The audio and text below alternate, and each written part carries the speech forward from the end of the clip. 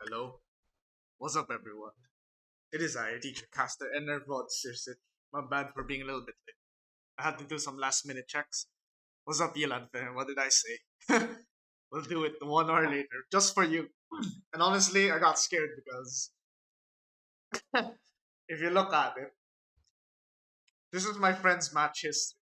This is his last 5 games. His clash map, it was about to disappear, and I was gonna lose my shit when that happened. Because the other friend that I was gonna use the reference for the clash games, it was already wiped because he played like 15 goddamn ARAM games or something. So I didn't actually see anything. I was like, holy shit. Yes, you twat. That's you. This is the guy that played too much ARAM, so I got really lucky that our good old other friend is still around to watch it. I heard that it was all 3 stomp, so I don't know what I'm gonna be seeing because I'm supposed to be normally coaching them, but things didn't align last time, so now I have to. Now they just won it without me coaching them, and as you can see, the games look really short. It gets shorter as the clash goes on from 31 to 28 to 36. So that's like what 1 hour 10, 1 hour 20 stream, like I predicted. So let's just jump right into it and see where it goes. It got easier after the first. That's insane because these guys are exactly the same. Like, if I remember correctly, these guys that you went against are exactly the same guys you fought in game 2 of the previous day. But what do you mean snow? It's snowing and raining at the same time in Turkey? Is that what's happening?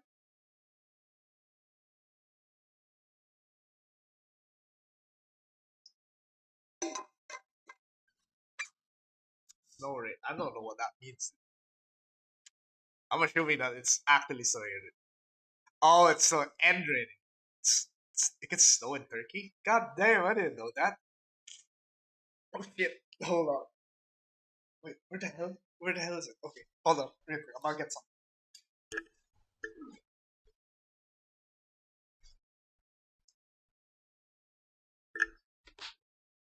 Ah, yes. I mean, as long as you're staying safe there. Uh, last time you played Clash, you broke. Excuse me, what? What does that mean? What do you mean by. Hey, yo, what the hell?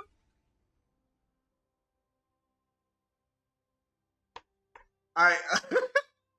that was not what I expected to hear, huh? By the way, you can hear the audio, yeah? Hopefully. I'm not sure.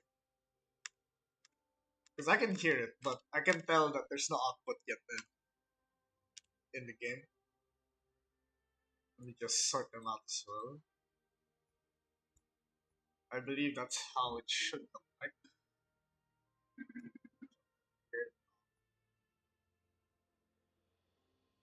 Arere. What am I seeing?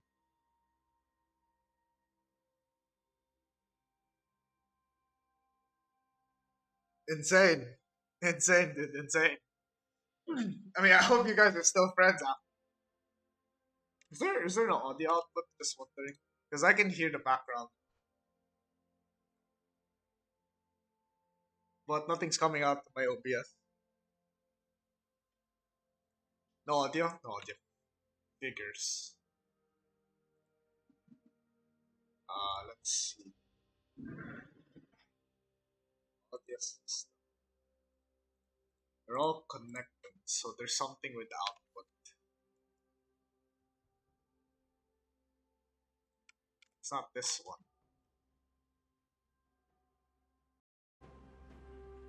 Ugh! Dead. That's me. Dead. Oh! Oh, it's okay. I can see what's going on now.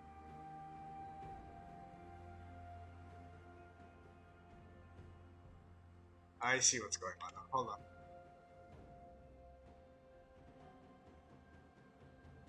My audio output's weird. Jesus Christ, dude.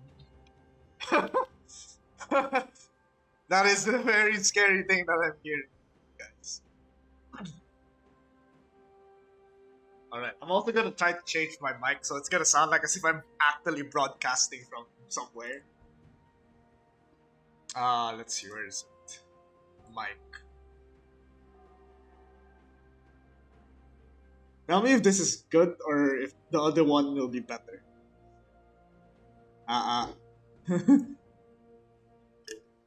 Because I have a sort of, what do you call this? Audio mixer. When is the league stream? I haven't touched League in a while. And as you can see, this account is level 6 because I had a problem with Riot. This one's weird. This one's gotcha.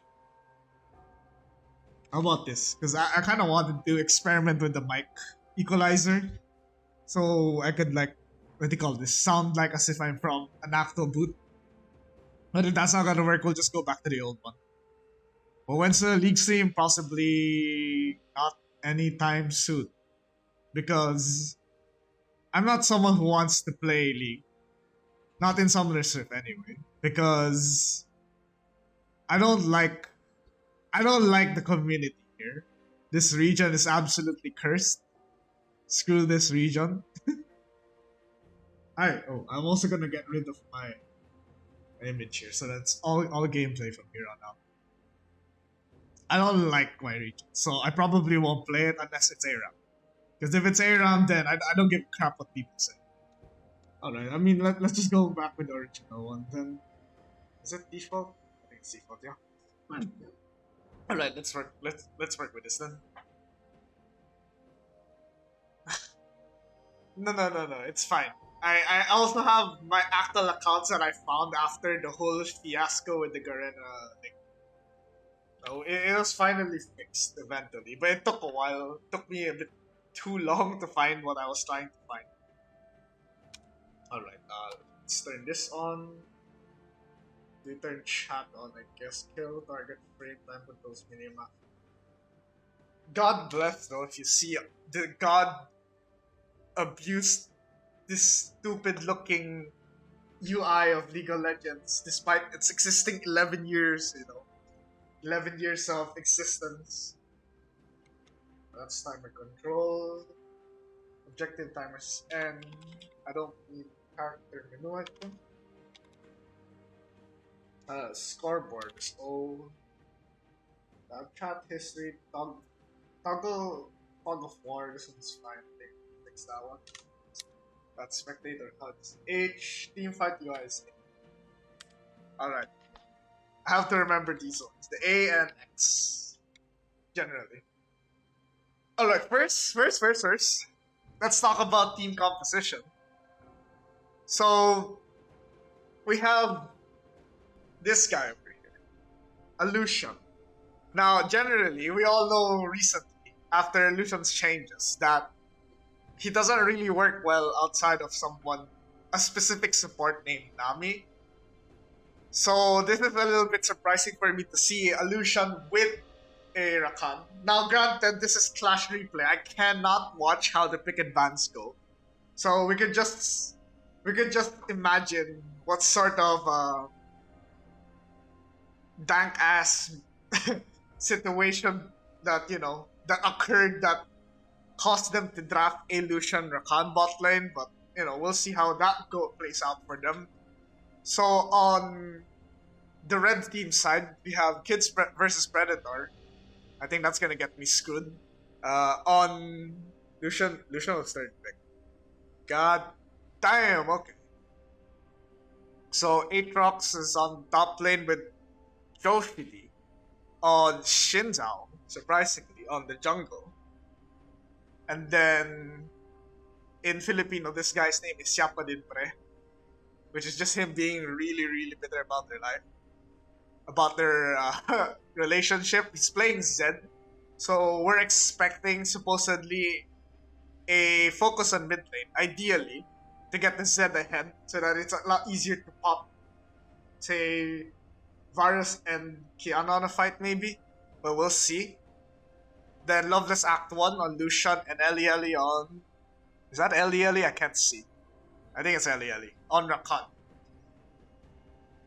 Their support was bad. Hey, shh. We won't know that until we start it.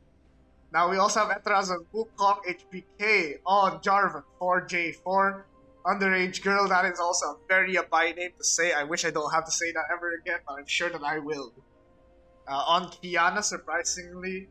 And Liberation 18, who is also here in the chat right now, is TBNR Liberation here playing Varus with Arcane Comment. So that's something worth noting, because that's more or less how a Poke Varus would be building, I believe. Is that right? And then we have Lyra on the Nautilus. So we have a very nice team fighting composition on the blue side, because you can have a lot of wombo combo with the Wukong ultimate, which I believe is called Cyclone. And then HBK's J-Force Cataclysm. Kiana has a really nice setup with the wall as well.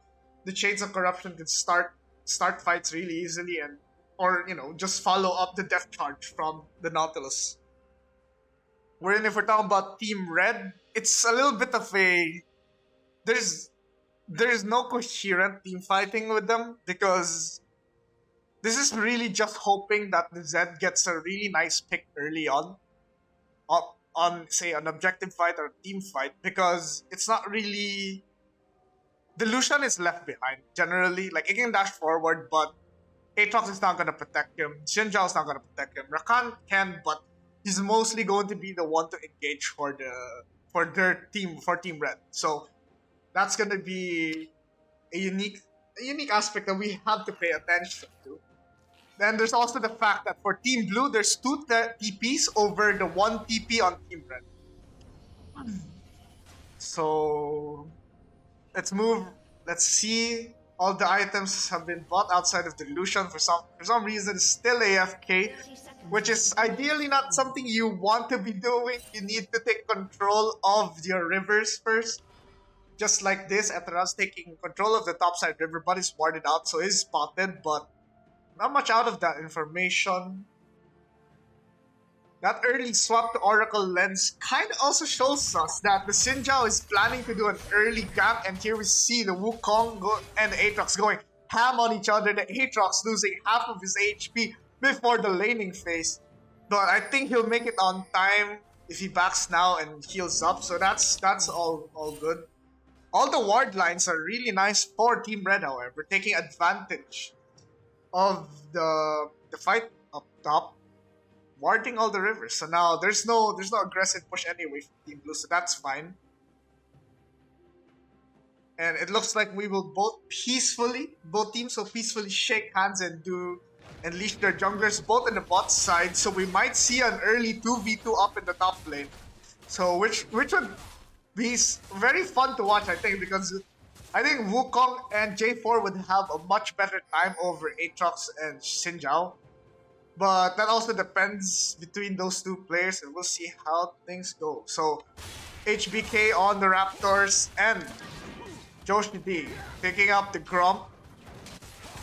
Looks like both of them will finish their second camps relatively at the exact same time, with HBK finishing a lot quicker.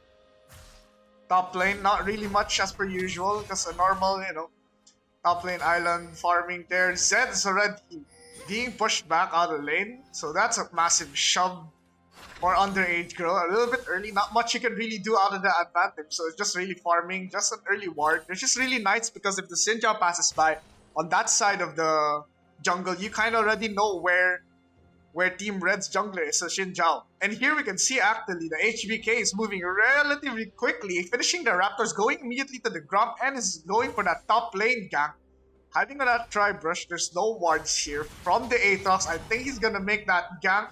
Etheraz almost going down to that fight. Shots from the minions almost taking him out, but I think he's gonna survive for a while, so he's fine. But the Aatrox spotting the J4 is now playing safe under the turret.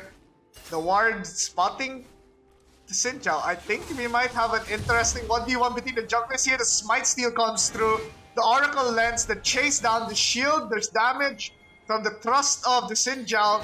The earlier rotation comes from the Kiana, and the flash burnt from the Xinjiao across the red buff, and HBK losing his flash immediately after as well. After the Zed tries and almost could possibly burst him down from that one. But both junglers, I think, are just gonna stay around, clear their camps, no backs here, so no one's really losing time except for the fact that HBK spent a little more time in the enemy side jungle, so he still has a longer walk. But he gets a scuttle for his troubles. Sinja hanging around in the top lane Tribrush, trying to see if he can get a gank on the Wukong, but they both just arrive with their TP, so there's really not much you can do out of this one. Slow finger said, goddamn right he is slow. That should have been a kill, but it wasn't. And it can't be helped. So let us look also at the laning state. It looks very normal between all laners. Not much difference between the CSing. And even the jungler, you know, we do have a slight advantage for HBK for taking the scuttle, top lane scuttle. The bot lane scuttle is still up. We do see an engage from the bot lane from the Rakan. I think that hook was a mistake from Lero. Loses his life in the process. Gives first blood to the Lucian, who's also 9 CS up already. So that's a little bit unfortunate of a scenario, but you know, can't be helped. Maybe he thought that there was a world where they would win that one, but I think an Arcane Comet Varus would not be able to do anything out of that one. So we also see early warding lines from the Rakan. I think they are trying to get the dragon early on, especially since they have the lane push, the Lucian going back, buying an early pickaxe. They will take the scuttle first. There's also another ward inside the red side area over here, so we can see that they're really prepared for this objective fight. A very questionable placement of a pink ward considering that the Oracle lens has just been used, but alright. And while we're talking about the objective down there, apparently there was a gank up top lane from the mid lane and a jungle from Team Blue, but they don't get the kill on the Aatrox. The Zed, a little bit late on his rotation, wasting his time instead. He could have shoved the lane, pushed up, get maybe one, you know, what do you call that again? Plate, but, you know, can't be helped from that one. They do take the drag. So Team Red does have that going for them. I'm still getting used to the controls, excuse me, because the controls are kind of weird. I don't want it using my mouse because the mouse would screw up the spectator, what do you call this, scene. But right now we can see that there's just more, you know, more or less early farming stages. You know, some people lose their life from here and there. They also lose Drake because of that misplay perhaps on the bot lane. And let us check the gold lead right now. It is about 1k gold lead for Team Red. Underage Girl taking a little bit too much damage from Zed, and I mean a little bit too much because knowing that he is an assassin, she might go down early for that one. The gold lead shows that it's not that much different from mid lane. Bot lane is definitely losing. That's where the 1k gold lead is coming from. Everywhere else is even Steven from here. A lot of ping wards right on the bot side of Team Blue. More damage, more poke from the Zed. I don't think he's going to get the kill. The W going in, tries to see if he can get a little more poke, maybe even get an engage, but doesn't get anything out of that. While that's happening, the gank up top lane, the Cyclone and the Flag and Drag, all there is needed to be said. There's really not much going on there except just a death for the Aatrox. No surprise, I think it's because Aatrox is normally going to be weaker post level 6 possibly, if I remember correctly. And there's also the fact that he decides to buy Steel Plate the armor boots first, so I'm not too sure about that one. Here you can see as well that Joshi D is actually in the bot side Tribrush. I think he's looking for a gank, but I don't think he's gonna get it currently. He's just lying there in wait the Tribrush for so long. The gank from top lane already concluding 15-20 seconds ago. There he is. I think he's about to go in. The trust, the hook, the root, the knock up under the turret. He's very low already. Liberation 18 gets the kill on the Sinja. I think that is a massive misplay from the jungler of Team Red. There was zero reason to do that. Here you can see HBK taking the Herald for himself. Zed roaming down a little bit, but doesn't really continue. It does waste time moving downward instead of shoving the wave. Or I guess that's probably what he wanted to do anyway, was to freeze the lane in mid so that he can get the poke on Kiana, just like he's been doing a while ago, so that's fine. Hold on. I'll pause for a bit. You're getting too much drops. Let me check the encoder again at least. It might not be yours. It's 3,500 from yesterday. So yeah, that has to be your input. This point feels bad, bro. Are you living alone or maybe something? Maybe that's why your internet's maybe there's a download going on or whatever. Because I can't really help that one. So anyway, despite being 0-1 down and losing the Drake early on a while ago, Team Blue strikes back with 2 kills of their own. One from the top lane and one from the bot lane. So that's gonna put the gold lead back in Blue's favor with 400 gold, but that's not really gonna do much. HBK is backing on the ward. I think he's trying to get the gank on the Aatrox again, but there's nothing. He sees the Xin Zhao blast code over the wall. Thanks to that pink ward, so he gets away safely.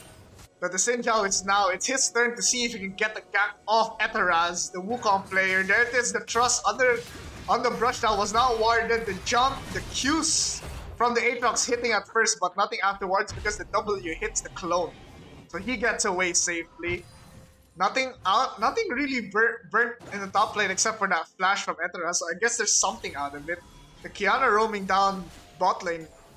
I think we missed a kill actually while we were watching that fight up there. So I guess that was not really something that came from the Kiana rotation, and more of the fact that Lero probably hit one more nasty hook to get a free kill. There it is, the ward clearing from Eli, knowing that the bot lane has returned to base. The wards are pretty good from the Rakan player, not gonna lie. Using his time to stealth ward the enemy side jungle, trying to check where the Jarvan is. I think we're gonna see another 2v2 fight up top. Xin Zhao responds earlier, the Cyclone knocking out the Xin Zhao. I think Eteraz is in no position to fight this. The ult coming out of the Aatrox, and there it is. HBK goes down on that top lane fight. They had no business engaging that one. They didn't know probably that the Xin Zhao was actually in top lane as well, so they give up a life for that one mistake. Possibly a little bit greedy from them. So now the gold lead is pretty much even currently. The hook, I think, landing on Ellie. Ellie stuns the death charge on the Lucian.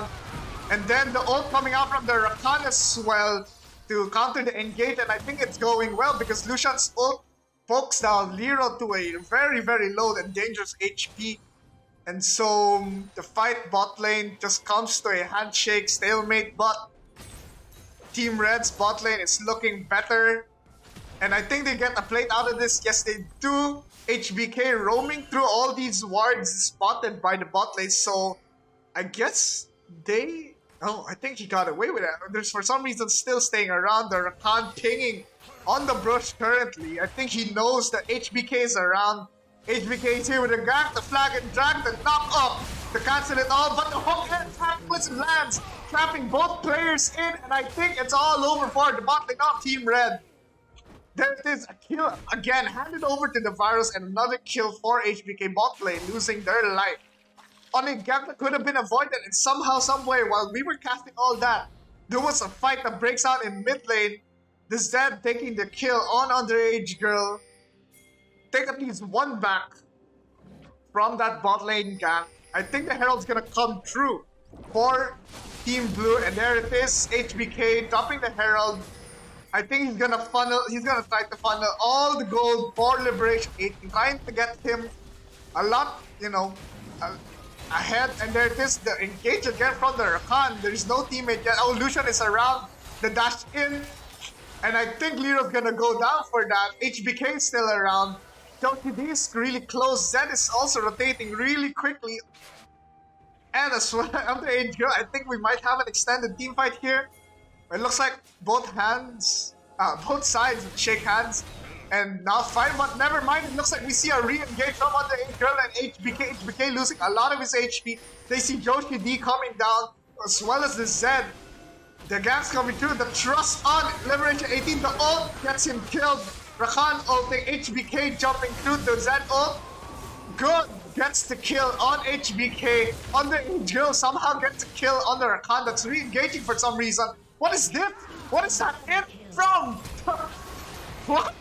What is going on? What is Xin doing? Just getting himself killed. The Death Charge landing on the Lucian. The hook, the stun, the root. Doesn't get the kill out of it though. He's still staying around. The Zed is also here to ignite. What is going on? The extended team fight gets both sides in a massive fuckfest. 2 kills to 4, I believe. So that is quite possibly massively troll for both teams to extend that team fight. Much of a mistake for Team Blue for that one, because they had no reason to do such things.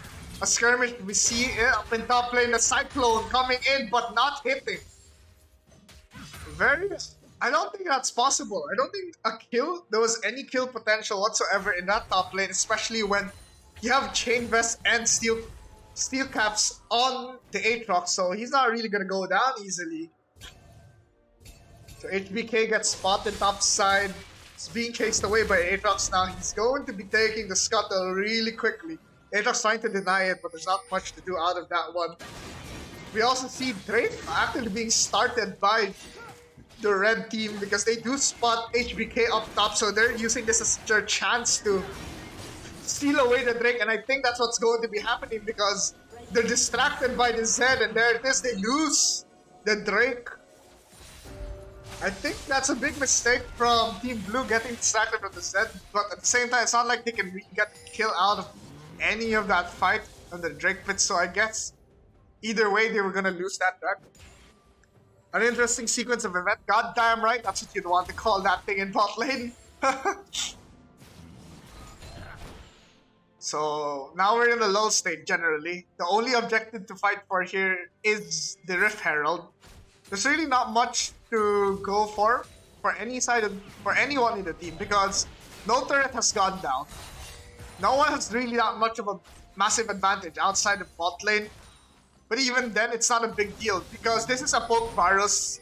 So either way, all it's going to be doing is poking. There is a TP coming from Aatrox because of the gank from HBK. The Cataclysm lands. He's not putting the wall down. He gets pulled back by the W, and there it is. He loses his life.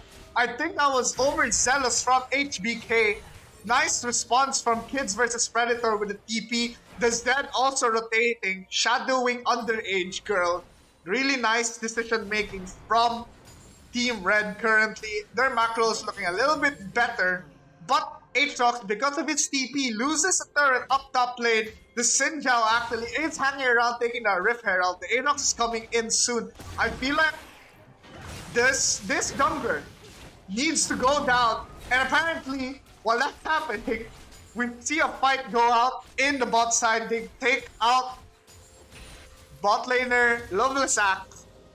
Anyway, what I was saying, there is a fight breaking up in top lane. I think a while ago, the Shinja should have rotated first instead of taking the Rift Herald. There was no reason to take it early, but it looks like Interrupt is gonna lose that 1v1 anyway.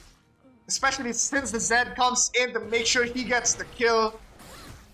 Now on the bot lane, they're just 3-man shoving the lane, diving the Rakan, taking his life, taking a turret for the life of Eteraz. So it's pretty much a 1-1 trade, except they are 2 turrets up currently because of the macro positioning of Eteraz, but he didn't have to lose his life there on top lane because he kind of overstayed in top lane. There was no reason for him to be staying CSing all the way through that whole time. Kids vs Predator just shoving the wave, trying to clear it as fast as he can so he can get a little more damage in the turret, but HBK comes in, the TP on the flag, trying to see if he can get the kill on Kids vs Predator. The Cataclysm not landing correctly. The flash or flash on the top lane. Too much burn from Team Blue. 2 flashes, a TP, and a Cataclysm only to get rotated by Joshi D and Shapadin Pre. But it looks like the Kiana's coming in soon. The team fight has not ended yet. The Oak landing on 2 stuns. Kid versus Predator going down. Joshi D left all alone. I think he's gonna go out. He just trusts trying to get the kill on HBK. But there's nothing to go for. Eli and Japadin running for the hills. The bomb damage is good, but there is nothing.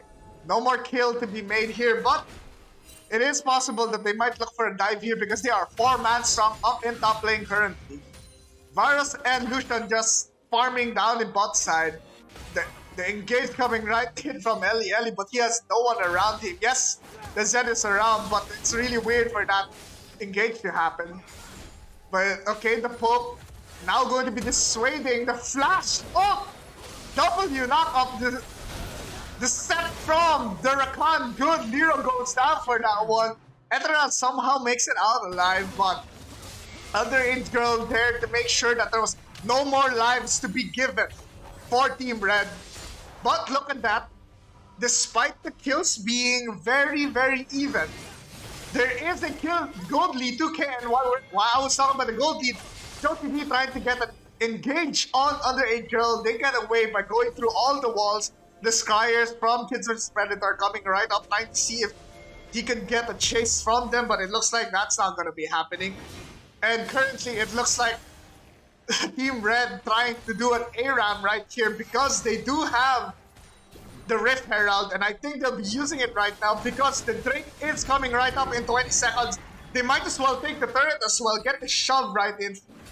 And will they finish the turret? No, the turret will still be left with 1 HP standing. So now, both sides going to be contesting for the Drake. They don't want to be in this Drake Soul. There it is, the hook, the root, the Chains of Corruption. Landing with the Varus, the Wombo combo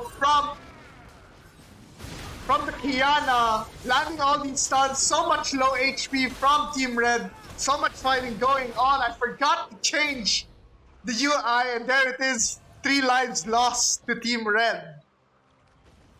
And it looks like they're not going to be losing Dragon Soul Point to Team Red, and they'll have another chance for it later on.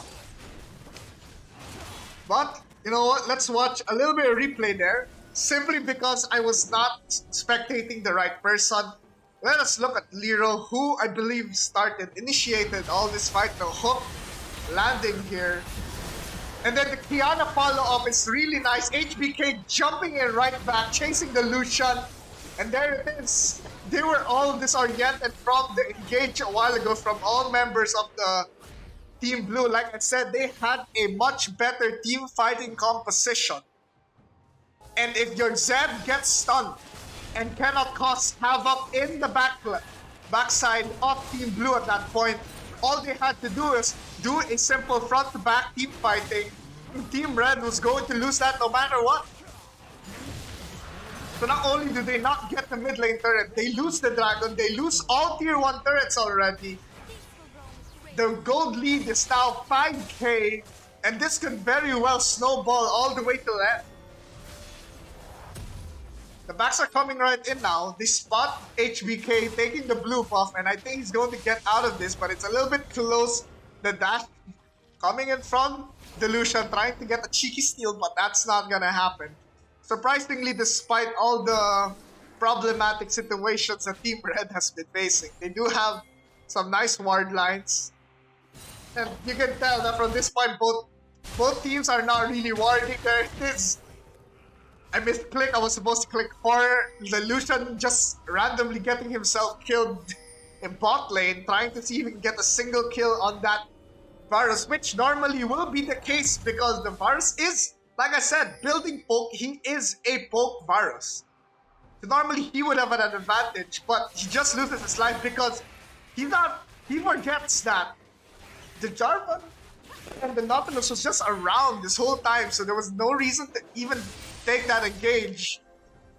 We see that the Kiana was stealing some stuff, the ultimate landing on the wall, but landing on nobody.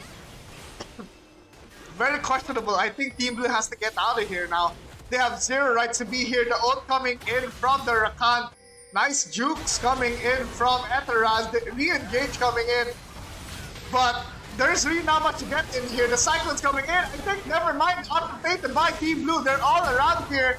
What was supposedly a tragic fight suddenly turns in the favor of Team Blue. Let us watch that again, actually. Let us find out what was going on here. The Cyclone, I think they lose sight of Eterans a while ago, so on the confusion while chasing underage girl, he hits a 3-man Cyclone, CCs them just enough time for J4 to go over the wall and for Lero and the others to get in time to get the kills on Team Red. And now they're going to look for Baron. What a play, honestly, from Team Blue despite the mistake. Way to make a mistake turn into their advantage. The Lucian just clearing wards, trying to see if he can take... never mind, I think he's just walking, trying to see if he can go. The flash! Connects to Lero, the root, the Q from the virus, the flash, all these flashes. The Cataclysm being used doesn't really hit. I think he's gonna go down, and yes, it is. Liberation gets the kill. Now we see a Zed mispositioned over the wayside, gets spotted by the ward. The W on the virus hitting, the hook not landing, the ult coming right in. Will he get the kill on Liberation? Yes, he will. I am misclicking everything once more. Lero on all over his own. I think he will not make it out alive. The third going down. The Shirelius giving the speed. There it is. He does go down. HPK trying to re-engage, trying to see if they can get something out of this. The ult not really much doing a favor, but Eteran Cyclone doing so much more, getting 3-man up. They killed the Rakan, they killed the Xinjiao. The Inbrox running for the hills all alone, not much he can do out of this. But I think the underage girl, way too ahead, apparently doing so much damage on the Aatrox. Gets him under the turret, all Lucian all alone now. I don't think he should be staying here. But I think he'll be able to clear these minions fast enough, so I think that's all good. But they are Baron empowered minions, so he's not really going to be able to buff this and clear this in time if the Kiana is still hanging around. Nice damage on the turret. We see Eteran also taking up the top lane turret.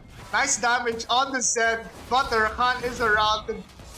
The WQ trying to see if he can get the kill, but the Sugarcan already a bomb on his head proves that he is no longer meant for this world and is gonna go down.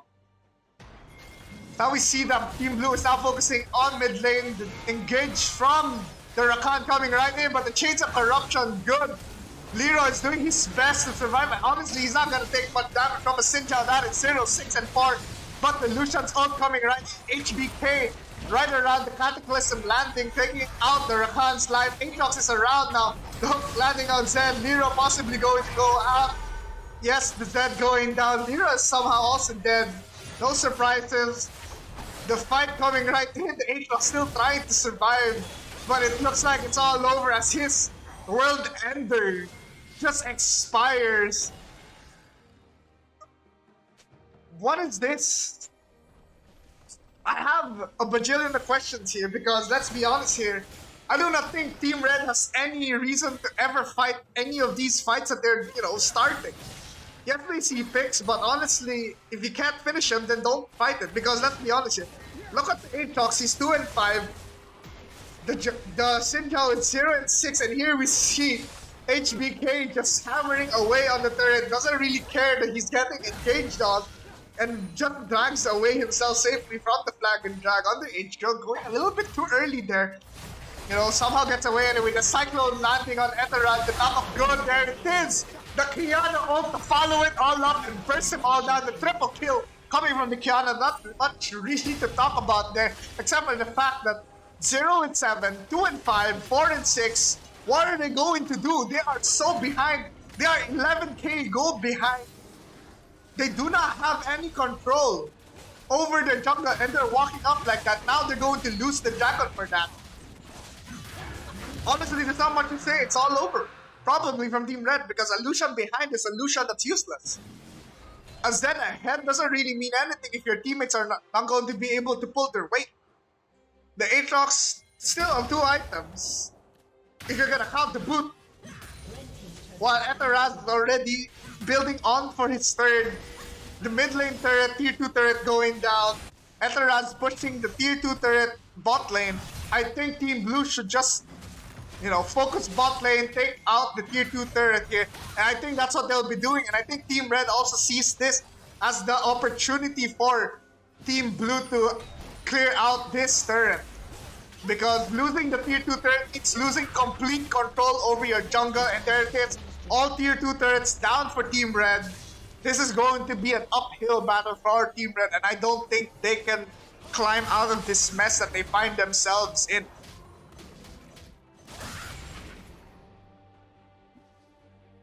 And now that I've realized this, I think if they wanted a pick champ for Team Red, I think it would have been better if they had a LeBlanc, an AP assassin instead, because they don't really have much damage spread.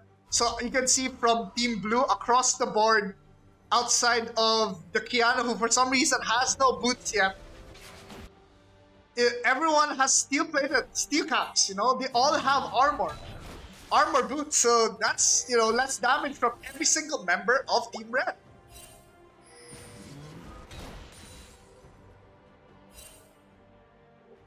So we see the pink coming out on the Baron pit because they see the Rakan just warding. They're wondering why the hell is the Rakan over there all by himself.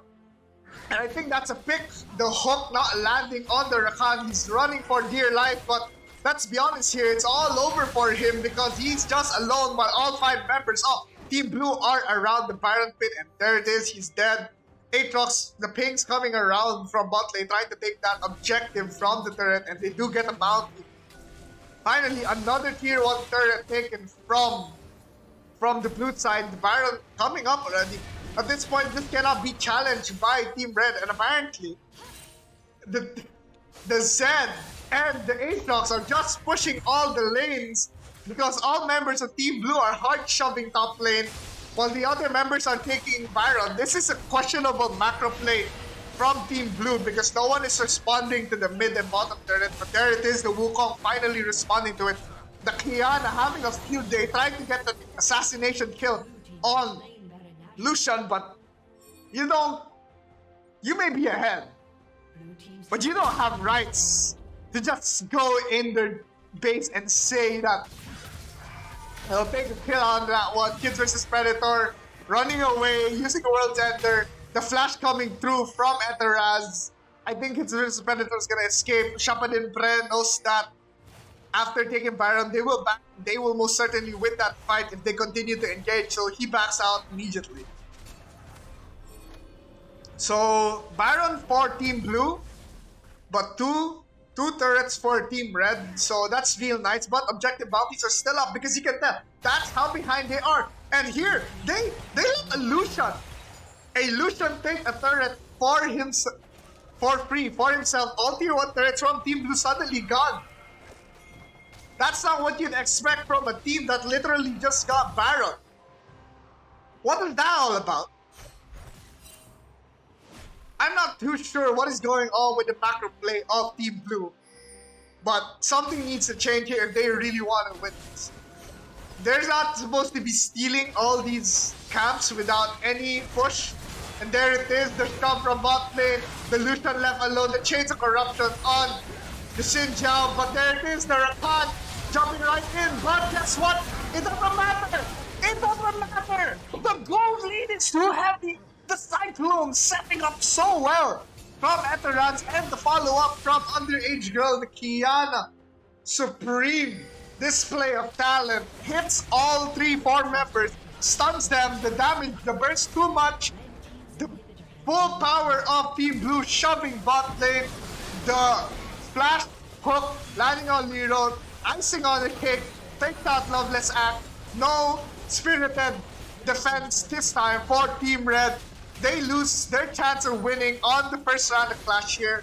It's all over. 35 kills to 16. 12,000 gold in 31 minutes. GG's game 1.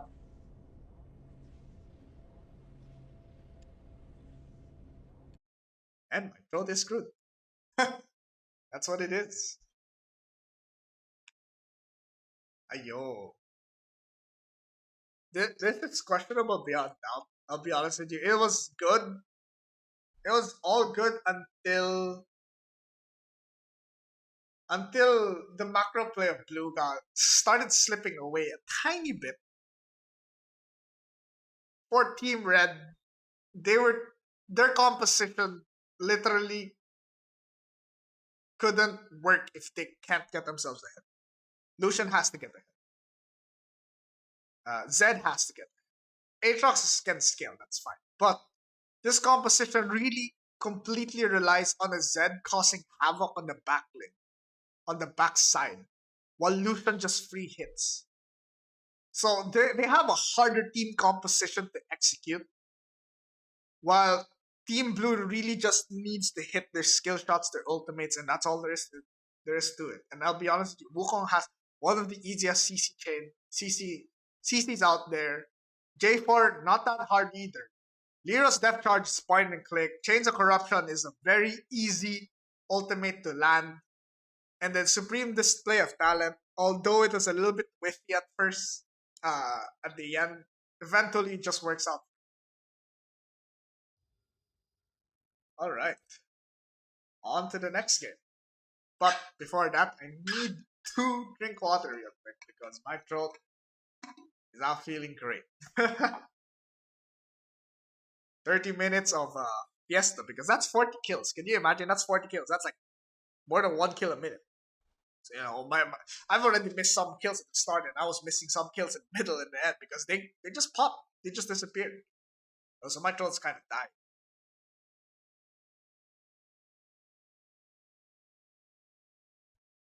Alright, on to the next one.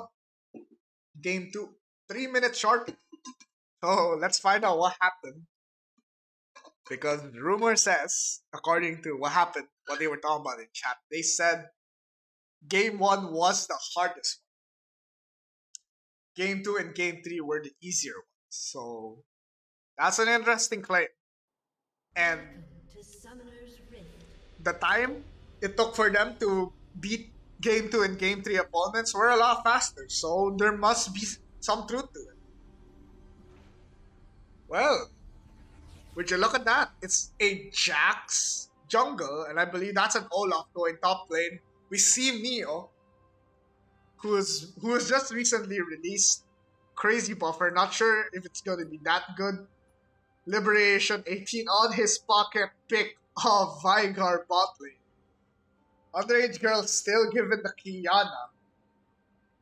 HBK on his pocket pick Lee Sin as well. I'm surprised to see a Fiora up in top lane. So Fiora versus Olaf, this would get interesting because the riposte is no longer going to be any value because Olaf doesn't really have any CC. So we'll see how that plays out for top lane. Honestly, I don't really understand the team composition of both sides. I think it's really just for Team Blue, because I think they're blue side again. They're Team Blue. What they're doing here is they're just... Eteraz is gonna go peel by being right in the middle of all the fight. Trying to, be a nuisance by being that crazy fighter that can heal using... I believe what they call that. The Grand Challenge, if you can prop all 4 vitals. HBK really just going to be a setup for the team. I'm not sure if Lee Sin would be the pick here if that's the case. I feel like, well, Lee Sin is a pretty good fighter in itself, so I think that's fine. Wukong jungle could have worked too, I guess. But a pocket pick is pocket pick.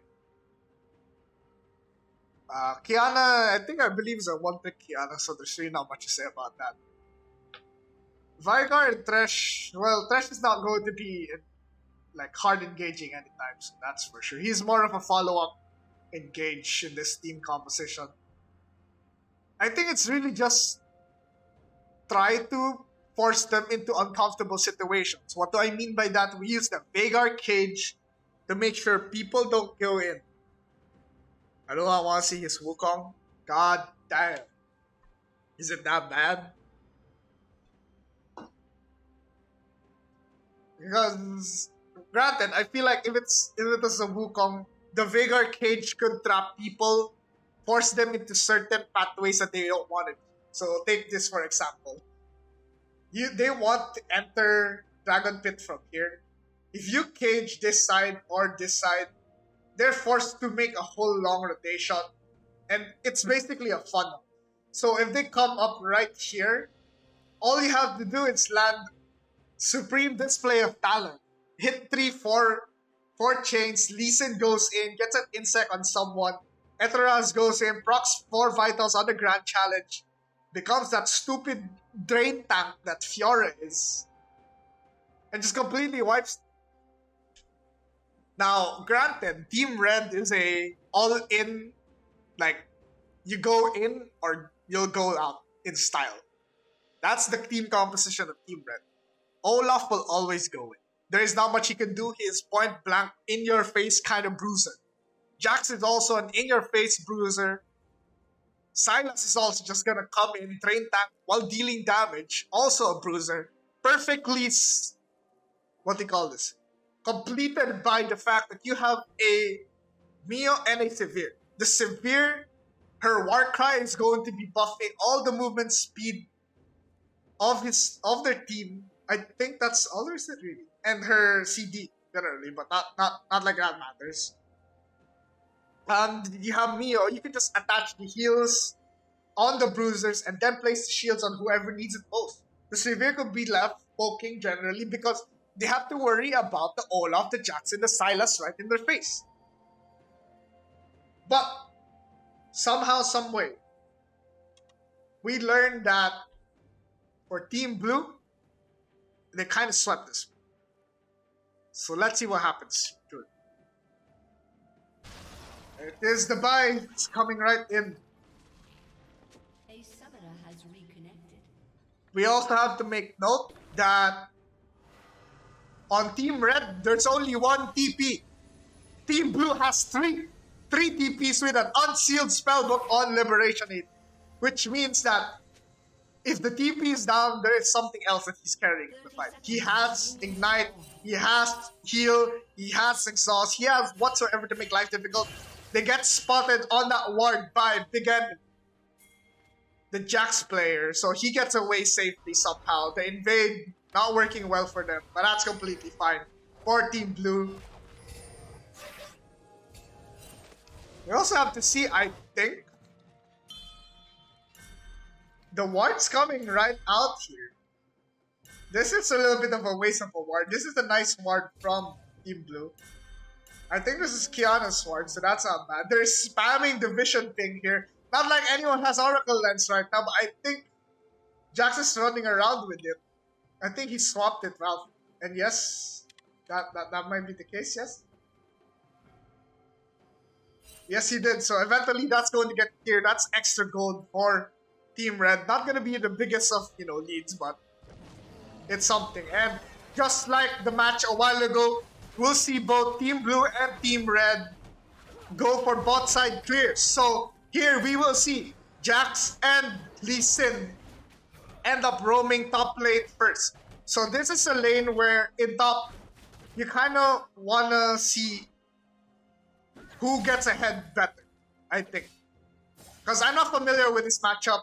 Most of the time, I know Olaf is in the jungle. So the fact that he's in top lane now is a very unique, pick. So we see Lee Sin, HBK moving up top first because he always loved to skip those Krugs. So he can get that early rotate, early gank in top lane, so he can get Etheraz ahead. And I think I like that because you can get that Fiora ahead, shut down the Olaf early. I think your top lane is going to be smooth sailing from here. While we're talking about Lee Sin taking his camps on blue side, blue jungle, we see that Jax is still clearing. He's doing a full clear on his jungle. So there's a chance that there won't be any 2v2. In fact, it might be an advantage for Team Blue. But it looks like HBK is clearing his blue buff right now.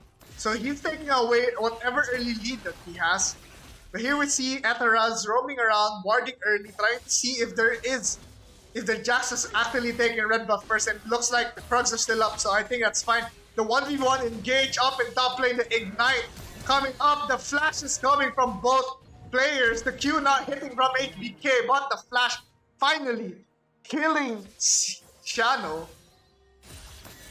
So first blood going on to Team Blue. Nice damage from Etheraz.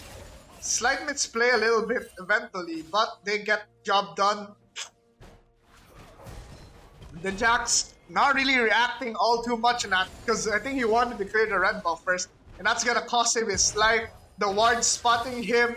There it is, HBK on the engage, underage girl, Etheraz all around.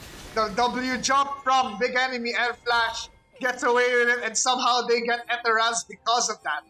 He was in no shape to pick that fight, I'll be honest with you. Underage girl now lost all alone, all by herself. There's no ward to determine if she's still hanging around though. The pings are coming up though. And there it is, they spot her. Jumping over the wall is not safe for her. HBK is around the shadow, and apparently they get the Jax. Etheraz also around. Ooh. Changing the grass. Stealthing outside. That is a robbery bomb. A steal for the ages. That is quite insane that they let them do that. Silas a little bit too slow on the rotation, not making full use of that time where Kiana was away the whole time. Look at him, 21 CS only, and the TP connecting. The TP for underage girl coming up. She'll still be ahead by now. She has that one kill. She has that CS lead. The Silas not making any use of that time that she was away. Instead of taking one plate, she was just there. Willy-nillying, moving up and down his lane, moving up and down the jungle, not trying to do anything. Not making any use of it, and that's honestly frustrating to see. So, I want to point out, Severe has decided to buy Cull first item. And that also means she's extremely weak on it. Like currently, Severe is not really that good in lane. Especially if he's not with Doran's Blade or Doran's Shield. Or anything that's for lane. Wait a minute, that's 100 stacks on Cull. So he just bought Cull, right? I see. Never mind. Scratch what I just said. That was just a recently bought Cull. So he's trying to get that extra gold from the Cull upon hitting 100 CS in lane. Honestly, I don't mind that. A little boost of gold for Severe might do well for an early team composition of Team Red. HBK lurking around up in the jungle. The engage finally coming in, and Etheraz, no vision advantage. The riposte landing, and there it is. Ciano's just gonna go down with a, with a fight. He's gonna go down swinging, but he's not really gonna make much out of that. They're gonna do a full stomp in top lane. Level 6 for Etheraz. The Jax is spotted, lurking about, trying to take the pink ward. Not much out of that one, really. Gets scared away by HBK. Freezes the lane actually for the top lane. I don't think he's gonna make it in time, but that's going to be fine. Silas is making a rotation down in bot lane. There it is. The Veigar cage coming right in. There it is. The Veigar cage, so much value in stopping all these dash compositions. So that's their only worry, is that Veigar will always find a way to stop them from any sort of funny business jumping right in their faces.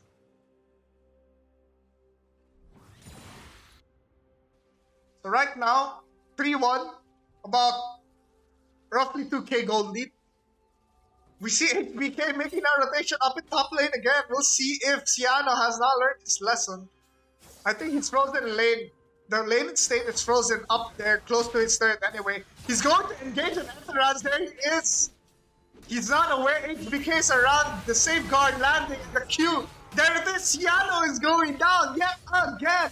He really is not respecting the fact the Lee Sin have ganked him 3 times in a row already. He's lost his life 3 times. What's the point? Jax not wanting to be part of the funny business up in top lane, decides to take Dragon first instead because he knows that HBK was just up top lane. So, nice macro response, but I don't think it's right to leave your Olaf dying over and over and over again. The meal coming in, making sure that the Silent is not gonna die. What the hell was that supreme display of talent? Not so supreme after all. In fact, you can say there was not really much talent in that, missing that skill shot wide. Loses his life on that. Warden, HBK spotted the insect kick landing, but not going to be hitting the Silas. He could have gotten a kill on the Jax if that Silas stepped a little bit closer, but it looks like he's gonna get away scot-free. Bot lane, they tried to make an engagement severe, but let's be honest here, with that back shield, that's a special shield, he's gonna survive the hook landing from Lyra on the Mia, but that's not gonna get anything because the Veigar is way too far behind. Not behind in goal, but rather literally figuratively in distance, just behind. So the Mio surprisingly gets away with it. Once 2 levels below Lyra, so that's interesting to note, to make worth noting, is that this Mio has been roaming around way too much. The hook landing, but the spell shield, stopping any sort of engagement, tries to follow up with the Veigar cage. Not really much gonna be made out of that one. Top lane here, we see a skirmish. Look at that. 34 CS on the Olaf to the 62 of Eteraz. But there it is, Jax finally trying to make a response up in top lane, gets spotted immediately, disengages Eteraz, beautifully played. Aware of his situation, the pink ward cleared, the stealth ward out there, spots the Jax, doesn't back away. Jax going for that Drake now because he spots HBK and bot lane, trying to make things happen. They're going to attempt that dive on the bot lane. We have to look at Nero, but he doesn't really have much CS. They're just at this point kind of proxying the wave.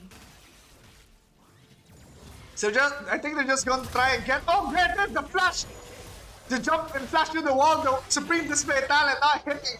Mia going down, HBK, another 8 girl, trying to see if they can deal much damage. The insect nuts from HBK! Leo goes down, but it's fine because it's a 1-for-1 trade. But they also take the Mia that one, so it's actually a 2-for-1 trade. Nice insect from HBK, getting Silence killed on that fight. The Jax, for some reason, is not making use of this situation. He's still just playing the blue side jungle. Why is he not ganking Eteraz right now?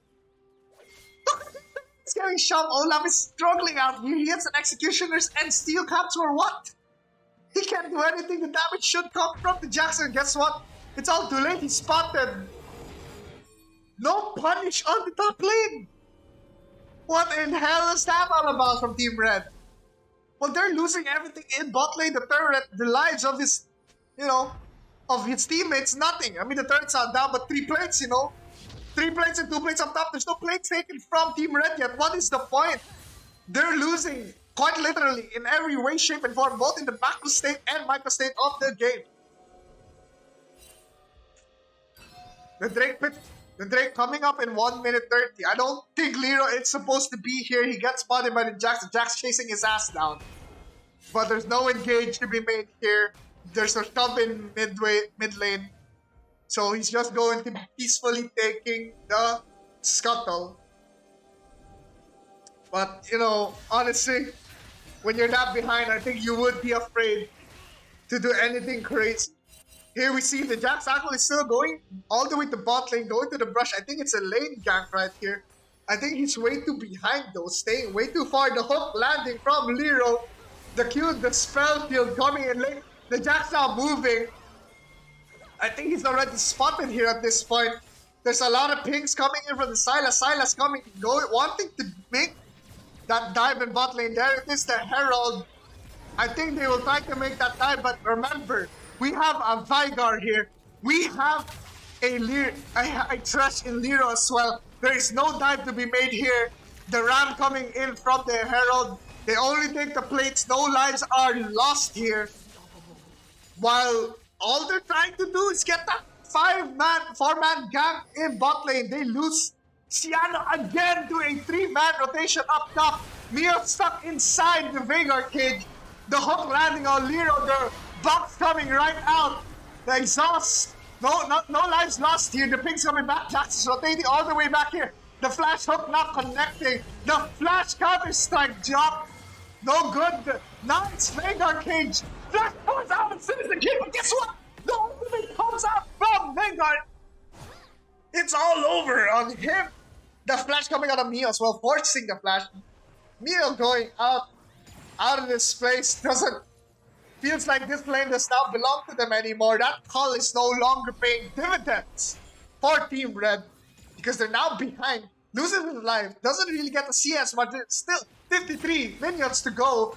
The Sylas farming mid lane now freely because he decides to leave bot lane and then the re-engage comes in from bot side a while ago. So there's really not much he can do. He's already rotated to lane, he's gotten the plates, but he loses the lives of his teammates. While the Drake is being taken, somehow Liberation 18 moving up. It's almost as if he thinks he's the one that has the initiative to move up as a Vanguard, but guess what? Whatever. Because he has Lero and HBK right behind him, as well as Underage Girl who finished shoving wave, as well as Emerald who responds to mid lane. And I think the demolished Procs would make it a lot easier to take mid lane turret. I think the tier 1 turret is going to be taken up. Never mind. One more push, it'll be done. But guess what? Look what's happening in bot lane. It looks like there's going to be another dive being planned by Team Blue on the bot lane duo of Severe and Mia, but it looks like they're just gonna leave it. There's no point fighting it. Sylas clearing the wave. I don't think they'll be able to get the turret to engage from Etheran. Stun, repulse, perfect! Takes out Sylas and the mid lane turret also going down. The Q landing for HBK, but there's no dive to be made here this time. Because the Jax is waiting inside the brush. And there it is, they clear it out. The ping's coming in though, they want to do the engage. The Q lands, HBK! Oh my god, Drayton! Forgets Ragnarok exists from the Olaf. He goes in, the follow-up from Underage Girl, supreme display of talent, hits, but Ragnarok makes sure that there's no follow-up stun to be made, and there they both lose their lives. Etheraz gets away with the help of Liberation 18. Like I said, that big arcade will be very, very important later on, but right now it's not being used as much as I want it to be because it's being used purely for defensive purposes with the kind of skirmishes that Team Blue is fighting. Because let's be honest here, there's no objective to be fighting there. They pushed the tier 1 turret already. You have to shake it and go. Because the Herald is coming up in 30 seconds at that time. They could have just started warding the red side jungle. But instead they choose to just shove up mid lane, trying to get more kills, and they lose their lives for it. So, misplay from Team Blue, but they still have a 4k gold. It used to be a lot bigger, but can't be helped, they give it up. The engage on Etheran is coming very early. Supreme display of talent, I think doesn't really hit. But guess what? HBK's rotations are fine, or very early. He comes in, gets a double kill, and now Etheran's left. Oh, 1v1, they kind of delayed that one. They could have killed him earlier and taken the Herald early, but okay. Eventually, Silence goes down. 3 kills on the board again for Team Blue. What the hell is Team Red doing? You might even wonder. Excuse me. You might not even wonder. What was the plan of Team Red? Was there any reason for them to just go right in? Like, was there any reason for... Like, they're behind. They're so behind already. Red team's turret has been destroyed. Why are they still continuously fighting this? Underage Girl goes to a really, really dangerous HP with about 20 HP left after that fight. But still gets away anyway. Yo! HBK engaging on the Raptors. That could have gotten Underage Girl killed, but she gets away safely, so that's fine. But we have to recognize that there is a little bit of some questionable gameplay from Team Red. I don't think there's any world where they should have engaged in that one. That top lane, there was no reason to fight that one. They're so behind already. They just lose their lives for it. Oh, let us look at the gold lead per role. We do see a 2.5k gold lead up in top lane alone. Almost 2k gold lead for the jungle and a 1k gold lead in the mid lane with another 800 gold lead in the bottom. So it's gold leads for Team Blue across the board, and you can also see it reflected in their items. Olaf just got his Ravenous. That's not even a mythic. Eteraz is already on 2 items plus boots. We do see a jump engaged for the Drake because it's coming right up. It's an ocean soul, so having 3 oceans will be very, very vital for either team for their survivability. All team members are here, but guess what? Team Blue thinks it's alright to give it away because Eteraz is up there taking top turret, and I think they'll get the inhibitor. Underage girl in a flanking position. They're trying to make that back.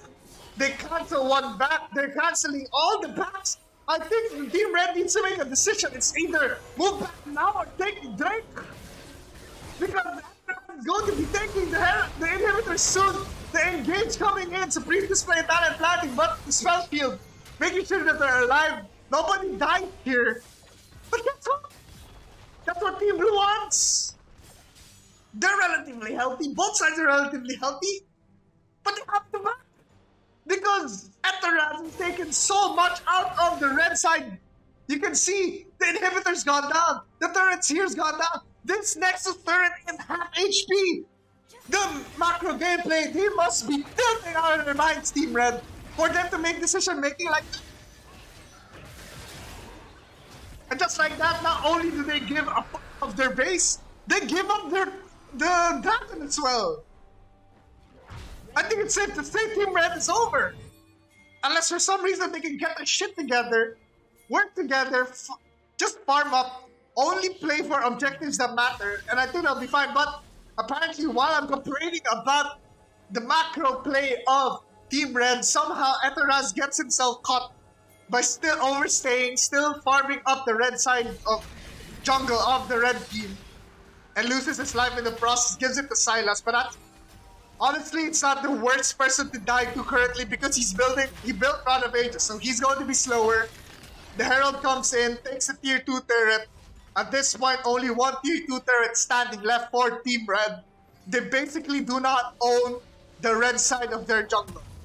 And as you can see, the ward lines are now being pushed up by Lero currently, which is beautiful because the Baron is coming right in. With a gold lead like this, 7k gold lead generally, I think what Team Blue should do is force Baron right now. They are strong enough to take it. They can force Red Team to fight in their terms, force them to engage in the Baron, and then that Viger Cage, like I said, will prove to be vital later on. Okay, as I was talking about, we see Lero Hex Flash hit a hook on the Jax. The Jax still staying around the play, trying to keep her in the fight, but it's nothing. And it looks like there it is, the calls for the Baron. What did I tell you guys? That's how it's supposed to be. That should be the macro play decision making from Team Blue, and there it is. Wonderful macro decision making, forcing the Baron. There's no wards as well for Team Red because they do not have any sort of agency to push up in their jungle to even take a peek at the Baron pit or what's going on. And sooner or later, although it's being slow, it's slowly taken. It's going to go down eventually. There it is, 1k smite landing. There it is, Baron Dasher 4, Team Blue 2 minutes after it spawns. Now, I'd like to make a mention of something. Because, although it is magnificent to see Eteraz take away a third of the base by taking the inhibitor, one must also remember that if somehow, some way, Team Blue does not end up winning this early on and let Team Red scale, it's going to be a team fight matchup between these two. Because early inhibitor takes means super siege minions, which also means super siege minions give more gold to Team Red. But knowing how things turned out, we had a little bit of spoiler alert when looking at the stat sheet a while ago.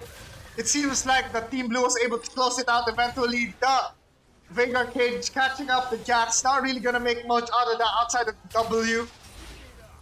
The Sylas stealing the ult of Kian, the supreme display of talent, now under dangerous hands. Shadow Flame also purchased from the Sylas, but like I said, the gold leads, if you want to look at it, is still so massive across the boards that it might not even matter. But at the same time, Sylas also steals items, so we'll see. We'll see. One good land, one good ult from the Sylas could mean game-changing plays for Team Red. So let us now look at at HBK, because he's technically the team fight setter. We see Eteraz and Siana fighting on a 1-on-1 down in bot lane.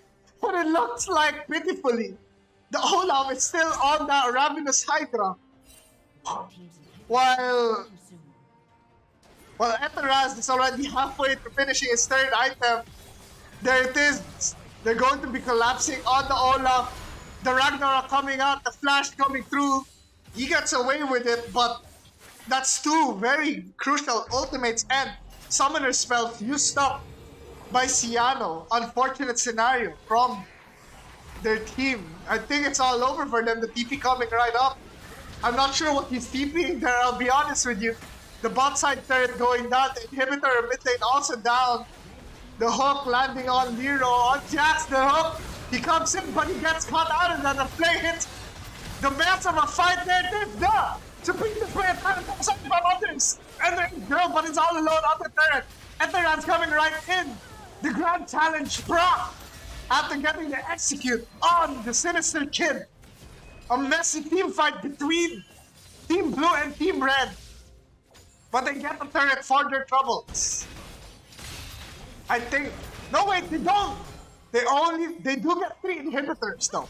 So that's a massive inhibitor waves coming right in for Team Blue. It's a bit of a messy fight because let's be honest here, where is Kiana going to hit that Supreme Display talent? It's really unfortunate as well because let us do a slight replay of what happened just a while ago. Let me just timer controls here. Let's slowly watch the team fight a while ago. So here, right, let us look at Lero here, because he was the victim of a very unfortunate scenario. So here we see that they're shoving up wave. Lero's trying to force it here. He gets a hook. They all land right in here. And let's play this a little bit slowly. Actually, let's move back a little bit. 15 seconds from here. What's this? Oh, it's sequels, okay. So here, we'll slowly watch what's going on here. Lero lands a hook here.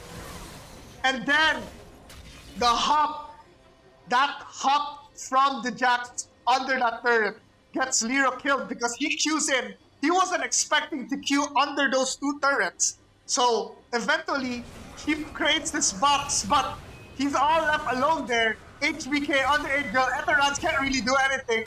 HBK goes in, the flash coming right out from the Jax. He gets away with it. Safeguard leaves. HBK disengages. A lot of the flash is burning it. Flash from underage girl to hit that 3-man supreme display of talent. But guess what happens here? This Veigar Cage is, for some reason, CCing the Team Blue instead of Team Red.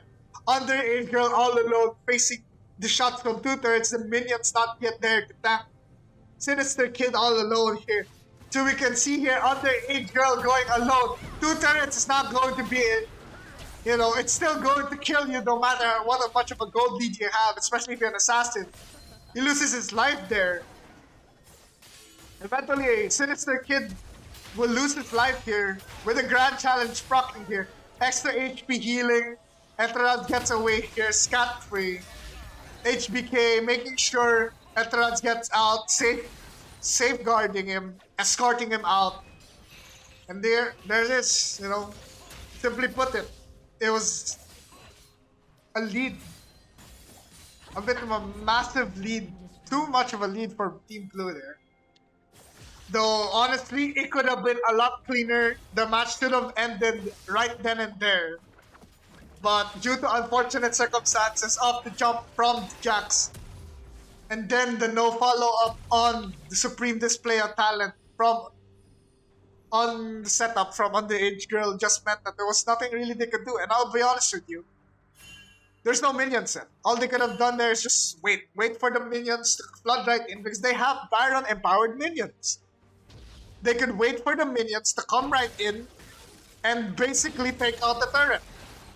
And then once there's too many minions, you just dive them there and then finish it up there.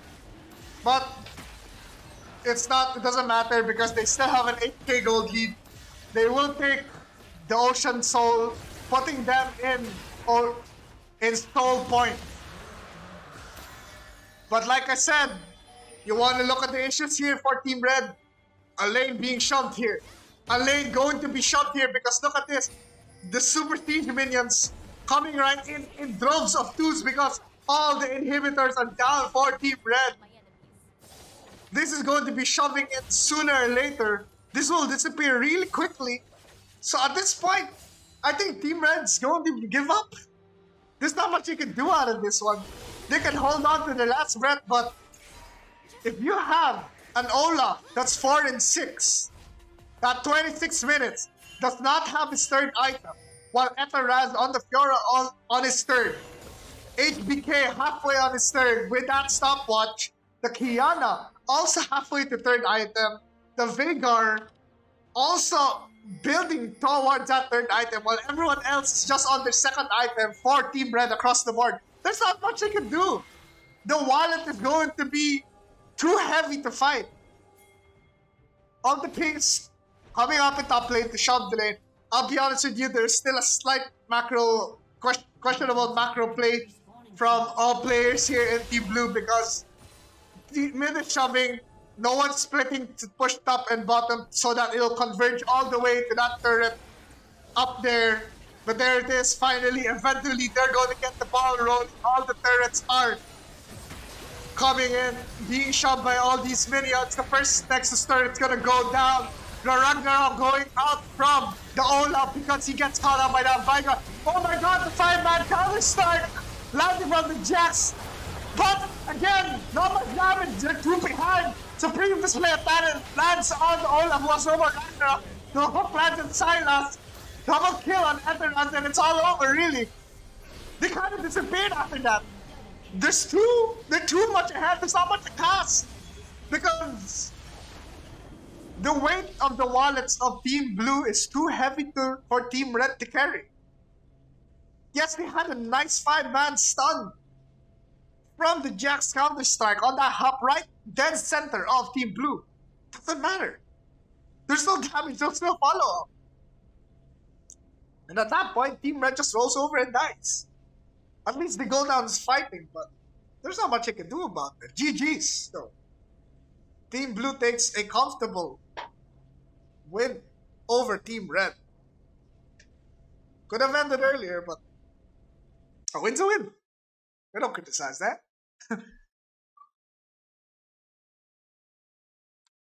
Alright. We got one last game in this, guys. 2 minutes faster than the second game.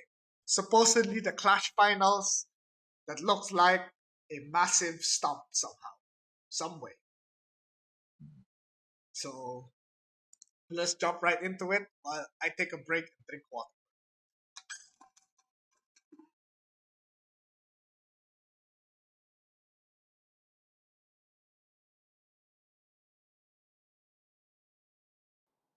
Welcome to Summoner's Rift.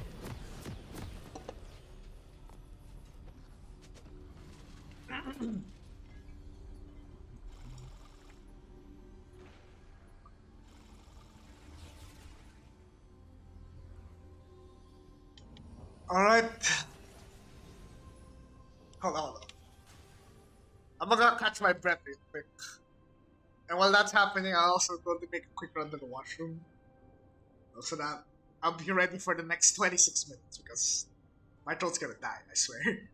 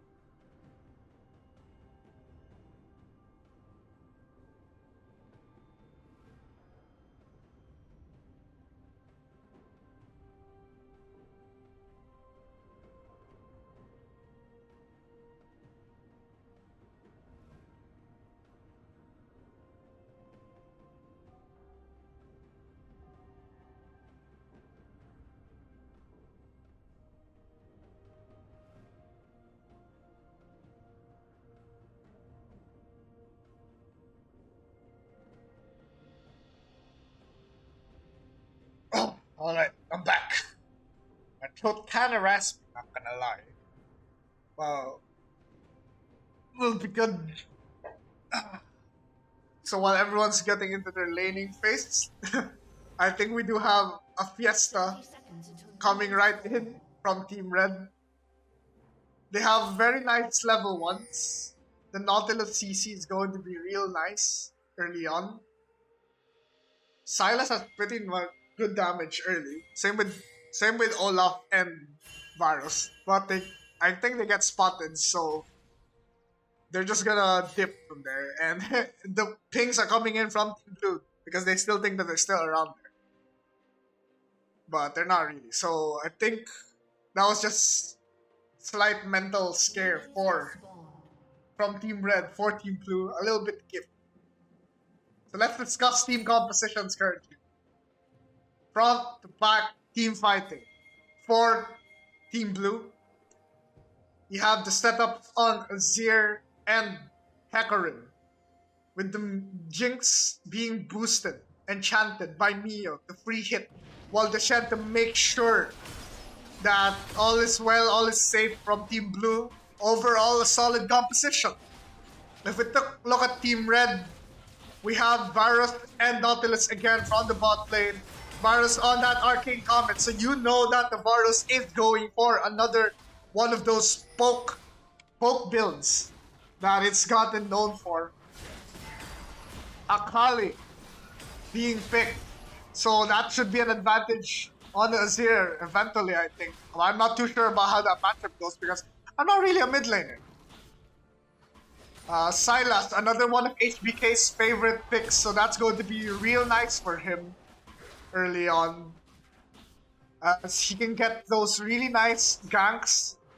It's not really that hard for him to land stuns and CC, so he's gonna look forward to that one, especially with the Dark Harvest, Olaf being picked up in top lane. Not sure if this was a counter pick, but like what I mean is like I'm not sure if the Olaf was picked after the Shen, because if that's the case, that is massive. Massive, massive for Team Red.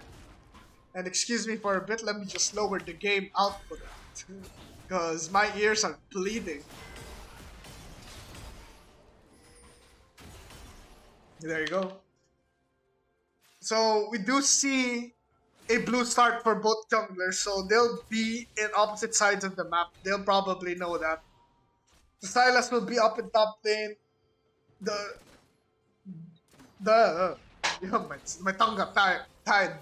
The Hecarim will be on bot lane. But I don't think there's really much to play for here outside the fact that Shen and Olaf are possibly the ones that you're looking for. Because Jinx is not really going to be able to beat bot lane early. Especially when she's going to be continuously poked by a virus who outranges her massively. And then in mid lane, they're both slippery champions. So there's not much really to go for. Of course, Sylas is gonna have a better time ganking mid lane with a hard CC that Hecarim doesn't have. But you're really looking forward for that Olaf to get ahead by destroying that Shen. We see that the Hecarim is going to make that gank in bot lane. There it is, the flash coming out from Liberation and Lero, respectively. The exhaust, the only summoner spell used on Team Blue, trying to get that kill on Liberation and Lero, but there's nothing to make out of that one. And we see it manifest, really, the whole time. Like I said, he was going to be in blue side the whole time. He walks up to see if he can steal any camp from HBK and leaves a nice little present on the Grump. So the next time Sylas comes around, because his Grump just comes in, he's going to get spotted. They're going to be able to track where Sylas is going to be. So that's really nicely played from Team Blue, making things happen. You don't get kills. That's not going to appear on your scoreboard. But that was a really nice call from the Hecarim, and I like to see more of that. Because if you can get your Jinx massively ahead, there might be no stopping Team Blue. Because all they have to do is just play proper front-to-back team fighting between the Shen, who's just going to be there to guard. It's really easy to land his stuff. Hecarim is same. Your only worry is the Azir when it comes to landing crucial abilities, generally. So all is going to be well for Team Blue if they had the focus on bot side. In fact, I can say that it might be a really nice time for a regank for Hecarim later on. On the bot side, if he can. He's trying to see if he can get a gank off the Akali, but I think there's not much to go for there. The ping is coming in from the Mio. And the Hecarim claiming that the Drake, the Mio claiming that the Drake ping is coming up. There it is, he's gonna gank up top lane though. Etheraz, no flash, only goes, there it is. The punish for an Olaf that's kind of overstepping the boundaries, because you're going to get a nice little damage on Shen for the most part of the lane, but guess what? It's going to be really easy for him to hold on for dear life. And you lose your life for that. First blood onto the Shen, unfortunately though, not on the Hecarim. That's quite sad for Team Blue, because Shen's not really going to need that. He's going to build tank. There's no reason for him to have that. But of course, the first blood up top just gives Team Red the initiative to get Drake first, and there it is. Mountain taken for Team Red. The next Drake is the Chem Dragon. So we might see Inferno, Ocean, or Cloud as a soul. I think Etheraz is not really in a place he should be. Well, not really. It's actually Hazy that's not supposed to be there. Etheraz now on that 1v1 with Crocus. I think the Shen's is gonna go down. The taunt, nice. The Shen, the Ragnarok in time, but he flashes over the wall now. Hazy is left all alone to die. The TP from Underage Girl, unnecessary. Holy crap. All these axe throws are landing. Crocus, low health. I think Underage Girl should have stayed, pushed, dive this Shen. Because once the Shen is down, that's gold. That's more gold. Yes, the Azir's gonna get the push down in bot lane, but make your TP worth it, you know? But hey, I'm not the one that's playing. And I'm not lane. I'm known to be a support lane, so I'm not too sure about what I'm saying. I could be very much wrong. But I feel like that could have been a free kill and turret plates on top lane. But I guess nothing is going to be happening. There it is. Crocus getting engaged on again. Not learning his lesson. Doesn't want to go back. And he's still hanging around. I think he's comfortable staying because the Hecarim is just nearby after all. And the Sylas still just back from base. And there it is. He gets spotted by the ward running all the way mid lane. So the Akali, well aware. The Sylas pinging. They see him take that. The scuttle, he gets it. The smite good. The ghost. No, that's not even a ghost. The movement speed coming in from the Hecarim. The flash from Sylas, but the ult coming right in. The onslaught of shadows saving the life of Hazy. And just like that, they lose all initiative for the Rift Herald. Lero's also around actually, making that rotate, seeing the need for that macro movement so that there's a take on the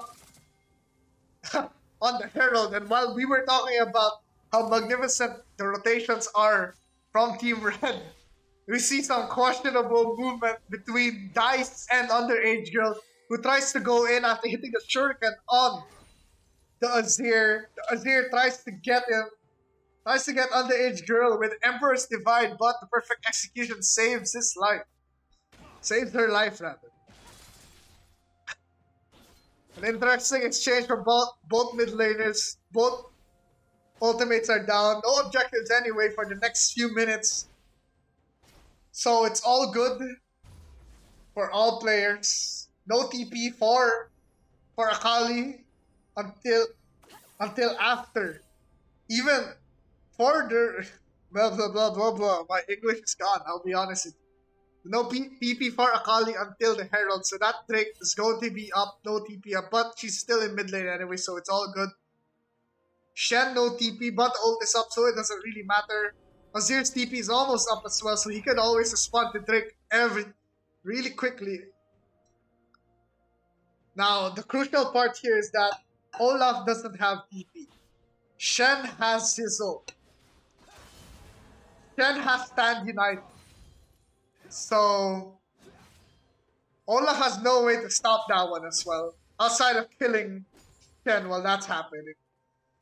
So, any Drake take here might be dangerous for Team Red, but there it is. We can see the engage from Eteraz on Crocus. The slows are good. HBK not fast enough, but I think they're going for the dive. There it is. He's going to get wiped. No surprise there. He's taking too much damage. All they have to do is just run him down after that. I'm not sure if it's Tonto's up there. I think the Tonto's used to escape early on, so that's why he goes down early there. The Hecarim, we have to pay attention. It's in the bot side. Onslaught of Shadows currently up. Lero trying to clean up middle brush pink ward, not mid.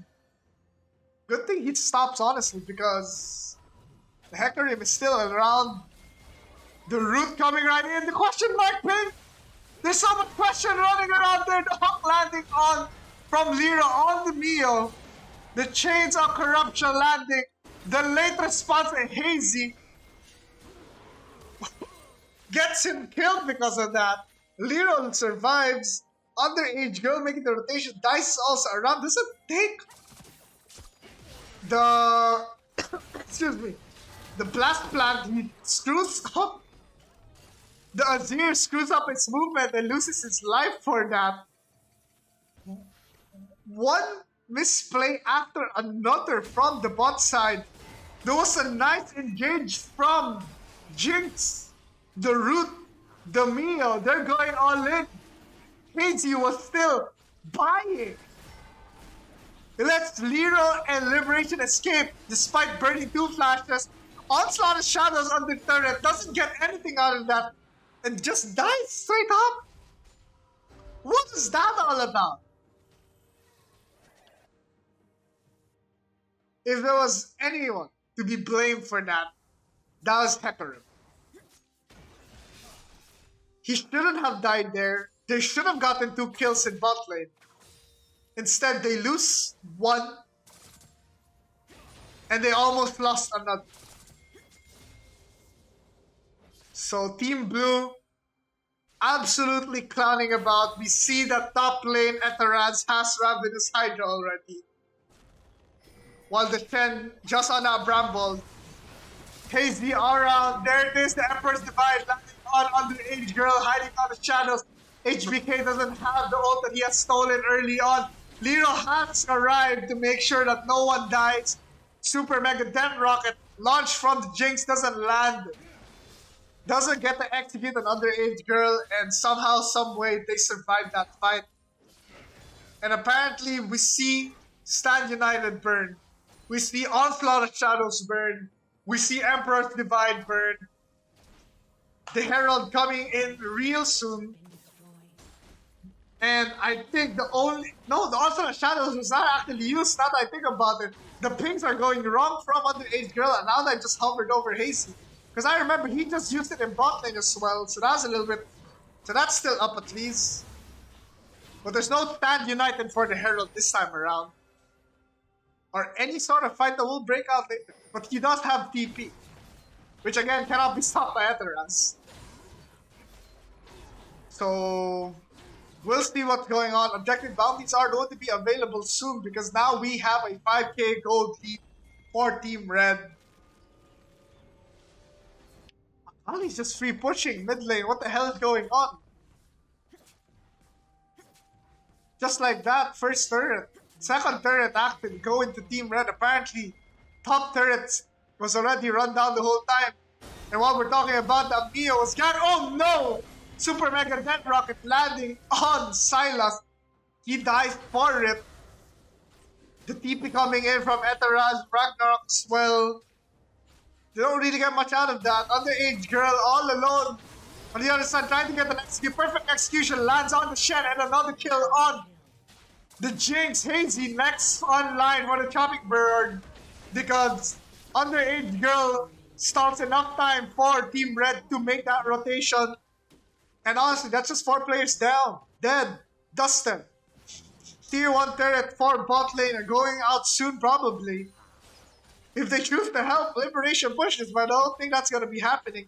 Mio, the only one actually responding to this. I'm not sure if there's any reason why you would ever want to do this.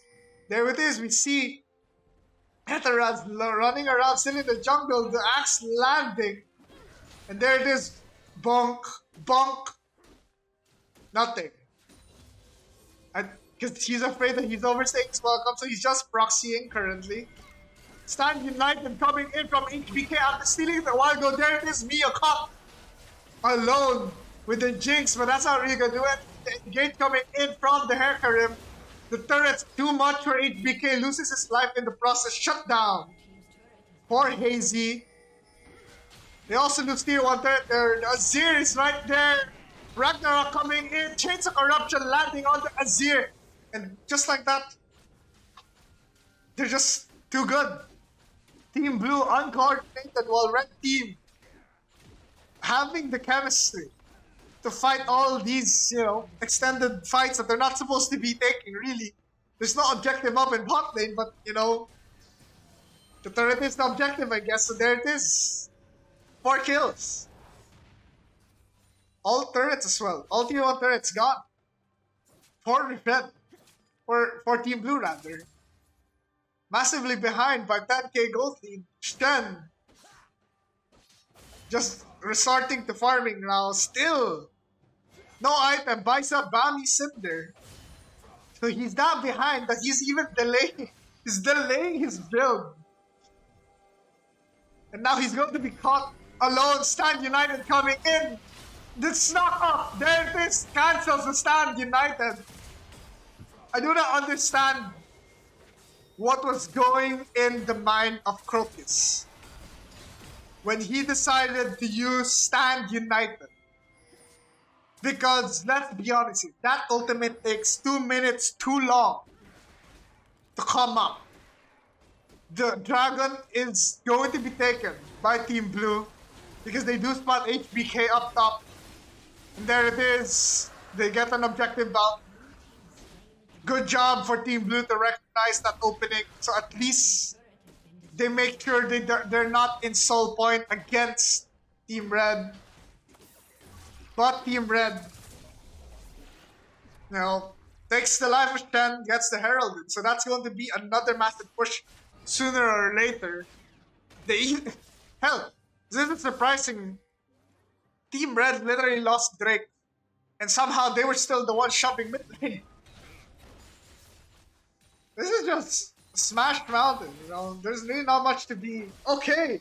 Underage girl coming in after recasting the shuriken hit gets away with it though. Only one turret. Silas jumping in on that team fight a while ago, but it looks like a 2v2 skirmish up top, but it's really not gonna do anything because Etheraz also way behind that TP coming right in for the Akali. The fight, the Shenton too early on the age girl, wrecking havoc on the backline. Currently Lero blast plants away, flashes over, there it is. Underage girl on the double kill, the flash forward on the Jake starts to get the triple kill. Shuriken over the wall, not landing. Etheraz running down the Azir. Just like that, 3 kills for 2. Of course, you're kind of happy for Team Blue that they're still getting kills, but what's for what? They overstay their welcome there. And now they're facing the consequences of their actions. They lose tier 2 mid turret, only tier 2 top turret remaining. What can you do? What can you do? I'll be honest with you. This team composition is way too behind. Team Blue's composition, you need to execute it by having a neutral lane state for all lanes except for maybe bot lane. You want them to get ahead, but they're not ahead. They're behind by 1k. And I guess it's all over. I mean, if you look at mid lane, even it's 0-4 to a 6-1 with roughly 50 CS lead. That's 4k gold lead. Even in top lane, it's roughly the same, except it's even worse 5k gold lead. Honestly, I think it's all over for Team Blue. There's not much you can do about this. Byron just comes up, and just like that, Team Red's already on it. No wards for Team Blue. Let's take a peek at what Hecarim's doing. He sees what's happening. The Super Mega Death Rocket a little too early. I feel like, but the Baron is really burning down really slowly. The ping's coming right in. The Onslaught of Shadows on Liberation 18. They try to take him down, but Hazy all alone on that fight loses his life for it. Stand United, not used early for Hazy. Crocus just not making the right decisions, loses his life in the process. And while we're talking about that, Other in Doom just finds Jinx alone. She dies from an assassination by Akali. I can see now why they're saying that the third game was the easiest out of them all. All the mistakes, they're not even executing the most basic of skills. On the characters that matter most. Oh no, Team Blue, what is going on? All we can see here is a full collapse. There it hit the Magi's buy for the Akali. The passive on the glory, on the 10 glory stacks also used, so there's extra movement speed. No one has broken through 2 items on Team Blue. We have a questionable buy on Hecarim with that chainsaw. HBK jumping on that Mia, having to use that Chorelius to get away. Gets out safely. Every member in Team Red has at least 2 items, except for the support. No, even the support has 2 items. With Etheraz on 3, we see an engage on Underage Girl. Nobody gets poked out enough for an assassination, but there it is, the powered minions. Pushing up mid tier 3. I also realized that Team Blue lost tier 2 mid, tier 2 top as well. There's really not much they can do. The next Drake is coming up 3 seconds. Not sure why underage girl back for a buy that doesn't really exist. She should have just stayed, help ward the jungle, or even created a death brush for the team just in case they're going to engage on the Drake. What are they doing? Wasting time, not starting the Drake. They should have started it earlier, but whatever. Now let's see if the Hecarim's gonna find anything. He's running in, gets hooked, gets rooted, and he's going to get eliminated. Also, a Shadow punch. Team Red, who's taking the Drake. They lose the jungle, they lose the Drake. Etaraz on a 1v3 top lane. There is the TP from underage girl. Crocus is gonna go down. Etaraz is going to run down the Mia, but somehow she stays alive. It's a travesty for Team Blue. So many players are just dying all across the board. For fights that shouldn't exist. Because you see, you're not supposed to die here. You don't have turrets here, you don't have vision. Why are you pushing up when the dragon is up? So you're going to get caught out here no matter what. Same principles there. And somehow, while I'm complaining about the stupidity of Team Blue, somehow, someway, there was a kill on the Azir, probably because of the Chains of Corruption landing from Liberation 18, picks off the Azir, who is now 0 and 5, the inhibitor on top lane down, inhibitor in mid lane also going down. They're now going to bot lane to take out that tier 3 turret and soon to be the inhibitor. At this point, there is not much to make out of it. It's all over. The minions eventually are gonna come in. Overwhelm Team Blue, the ultimate stolen by HBK, the Onslaught of Shadows, not a bad ultimate to steal. They're going to be backing right now though, kind of disrespectful to back under the...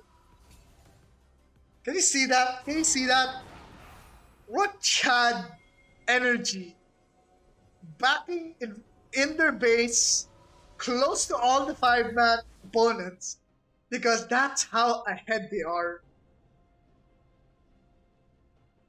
There's really not much commentary to talk about here outside of the fact that... Alright guys. Actually, I have one last rant before they end this game. You see this? Seeker's arm guard. Now, I'm gonna have to pause this because I need you guys to get this into your head. Why Seeker's arm guard is such a stupid buy when the laning phase is over. You're not going to be using Seeker's arm guard in any way, shape, or form to have value on it. Nothing. You know what's equally, you know what has more value with about the same cross on that item? Stop watch. You buy stopwatch instead of Seeker's arm guard. Because what are you gonna do? You're gonna farm CS for pretty little armor. You guys are behind 16k. What's the point of buying Seekers in mid-game? The stopwatch is a much more game-changing item than your Seeker's arm guard. Stop buying Seeker's arm guard when it's mid-game. It doesn't make sense, okay? Let's move on. I don't understand the itemization of some people. I'm not... Okay, I'll let these facts straighten themselves out. I didn't play a lot of rank in League. But I watch a lot of pro players, and honestly, I'm better as a thinker, as a coach rather than a player. Because of logic like that, because of information that I learned about that, the game understanding. And because of that, they're gonna pay for it. All the lanes are getting shoved by super minions, 2 of them each. Underage girl hitting the shuriken on the... Oh my god. HBK jumping right into the Emperor's Divide, not landing the Onslaught Shadows, and then landing, but there's really not really enough. Three dead before anything happens. Really, Emperor's Divide. Nothing's gonna do for it. On coming out from the Azir player dies from Team Blue. Nothing's really, you know, it's just too much to handle. The engage is not really nice for Team Red, but guess what? They're gonna have to fight for it anyway. Team Blue's gonna have to throw themselves into flames. The 16k gold lead, way too much to handle. GG's. What a win for Team Red, honestly. They just got better and better. And when you look at that, Liberation, flawless, Lyra almost flawless, same with Etherans and other H-Girl, one death apiece. HBK carrying half of his team's death with only 3. You know what can I say? Uh, Adversary begets, improvement. So it's really nice to see them improve. Especially their macro. Their macro from Game 1, Game 2 was very questionable. Game 3 was much, much beautiful. They take Baron, they push all tier turrets. They're not trying to shove. They're not trying to push a tier 3 inhibitor without taking the tier 2 inhibitors this time around. That's nice. It's a safer way. Okay, sometimes you might want to shove all the way to tier 3, all the way to Nexus turret. Why not, right? But that's only if the situation presents itself. If it doesn't, then take the other tier turrets. Make sure you take away the ability for them to move up their jungle. Make sure that entering the jungle becomes a dangerous thing for them. And that's what you get when you take down the tier 2 turrets. Because they can barely walk out of the base without being afraid of getting death brushed. Right? So, all in all, what a magnificent way to end the stream with a magnificent gameplay from, I believe their name was QAK, Team QAK. I don't want to say the team name because that's very offensive.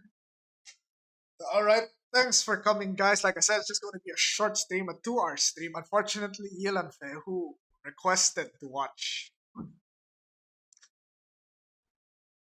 League of Legends casting for today, couldn't join us because of internet issues. But I hope that he comes and sees this vote, and enjoys the casting. I do have to admit, my game 2, game 3 casting got a little bit worse because my throat got tired, my brain got slower. And at this point, the lead was so big that even if I call out the massive ultimates that matter, it's not really gonna fly. And it's also pretty hard to do analysis and color casting at the same time. So, but that's pretty fun. Honestly, I'd be down to do it again. Though I don't think there's a clash anytime soon for my friends. So we'll be sticking to climbing Apex Legends. I'm not sure when that will be, but we'll see. But until then, thanks for coming. I hope you enjoyed. Stay safe. And hopefully I made your days a little bit better. Just a tiny bit. Even if it's just a tiny bit. And that should be all for me today. Just follow my socials if you want to be up to date with any news. And by that I mean when I'll be streaming, when a video's coming out, or just if you want to be creep and just know what's happening about my life. But I'll be honest with you, I'm not, a social media person. So more or less you're not really gonna learn anything about my life, generally. Until I start streaming and then you're gonna learn everything. It's like what the hell?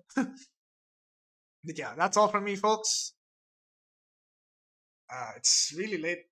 That's why it's a short stream. So I have to wake up early. So I hope you enjoyed again. Stay safe and see you guys next time. I swear I need to fix my outfit.